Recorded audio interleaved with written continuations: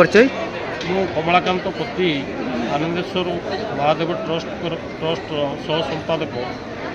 ଆଜି ମହାଶିବରାତ୍ରି ଏହି ଅଞ୍ଚଳର ମହାନ ପର୍ବ ଶ୍ରୀ ଶ୍ରୀ ଆନନ୍ଦେଶ୍ୱର ମହାଦେବଙ୍କର ଆଜି ବଡ଼ ଧରଣର ଆୟୋଜନ କରାଯାଇଛି। ଏଠାରେ ପ୍ରସ୍ତୁତ ହୋଇଛନ୍ତି ଆମର ଆନନ୍ଦେଶ୍ୱର କମିଟି ତରଫରୁ ସବୁ ପ୍ରକାରର ବନ୍ଦୋବସ୍ତ କରାଯାଇଛି।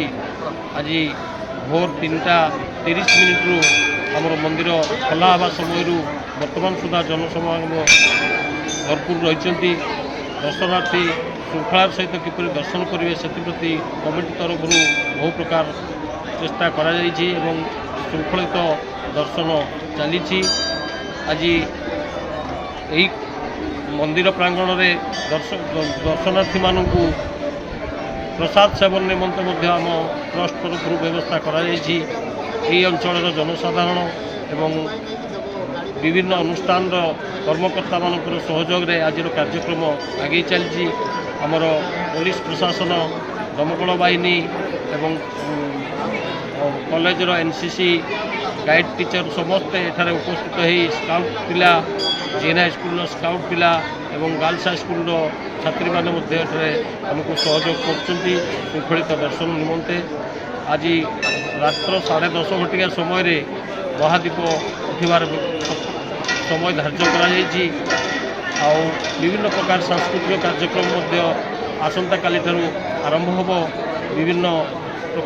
ବିଭିନ୍ନ ଦଳ ଏଠି ଅଂଶଗ୍ରହଣ କରିବେ। କରଞ୍ଜିଆ ଆଉ ଆପଣଙ୍କର କେନ୍ଦୁଝର ଏହି ଆଞ୍ଚଳିକ ଲୋକଙ୍କୁ ନେଇ ବିଭିନ୍ନ ପ୍ରକାର ସାଂସ୍କୃତିକ କାର୍ଯ୍ୟକ୍ରମର ବ୍ୟବସ୍ଥା ହୋଇଛି ଆଗାମୀ 4 ଦିନ ପର୍ଯ୍ୟନ୍ତ।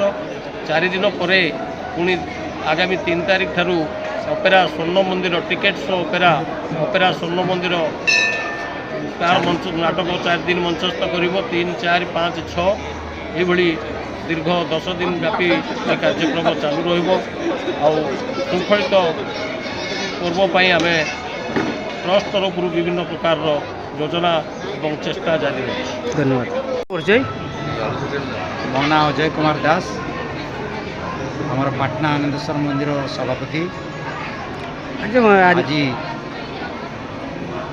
प्रभु आनंदेश्वर महादेवंकर महाशिवरात्रि, ये महाशिवरात्रि उपलक्षे आमर ये अंचलर जनसाधारण भक्तगण बहुल परिमाण में उपस्थित रही सुचारू रूपे कार्यक्रम परिचालना करने आम मानू आम पाटनार पुलिस प्रशासनिक दमकल बाहिनी आंचलिक महाविद्यालय NSS GN high school girls high school एवं आमर भलेंटियर्स पाटना युवक संघ समस्ते आपण उद्यम करिसेंती भलरे भलरे कार्यक्रम समापन हो।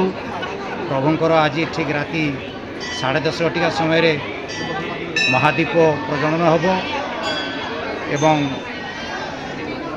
अन्यान्य सांस्कृतिक कार्यक्रम करने समस्त सुव्यवस्था करा जाइछि।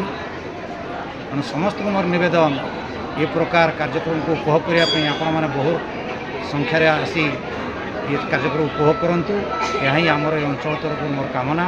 ठाकुर को कोटि कोटि नमस्कार करुँची, आशीर्वाद दिंतु कि कार्यक्रम सुचारू रूपे संपन्न हो। यही आम धन्यवाद। केन्दुझर जिला प्रतिनिधि दशरथ पारिकଙ୍କ रिपोर्ट BMS TV ओडिया।